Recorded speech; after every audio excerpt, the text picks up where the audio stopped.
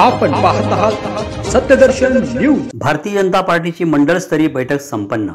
सोलापूर शहर उत्तर पश्चिम मंडळस्तरीय बैठक भारतीय जनता पार्टीचे जिल्हा संघटना सरचिटणीस शशिकांत चव्हाण व आमदार विजय देशमुख मालक यांच्या उपस्थितीत पार पडली। या बैठकीस आमदार देशमुख यांनी पदाधिकारी व कार्यकर्ते मार्गदर्शन केले। यावेळी बैठकीत महायुती सरकारने सादर केलेल्या राज्याच्या अर्थसंकल्पावर सविस्तर चर्चा झाली। आता इलेक्शनच्या तारखेला महाराष्ट्र शासनाने आपले बजेट मांडले।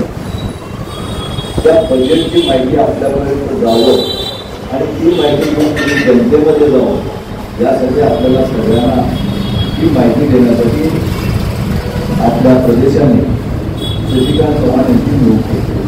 शशिकांत चव्हाण हे भारतीय जनता पक्षाचे ग्रामीणचे सरचिटणीस आहेत। या अगोदर गेलेल्या मला वाटते की जेव्हापासून कामाचं तेव्हापासून चव्हाण पण भारतीय जनता पक्षामध्ये काम अनेक पदं ते भारतीय जनता पक्षामध्ये पदावर काम केलं। या प्रसंगी भारतीय जनता पार्टीचे सरचिटणीस रोहिणी तडवळकर, ज्योती बमगोंडे, राम तडवळकर, चंद्रकांत तापडिया, राजकुमार पाटील, देवीदास बनसोडे तसेच अनेक पदाधिकारी व माजी नगरसेवक, नगरसेविका, सुपर वॉरियर्स, बूथ प्रमुख, कार्यकर्ते उपस्थित होते।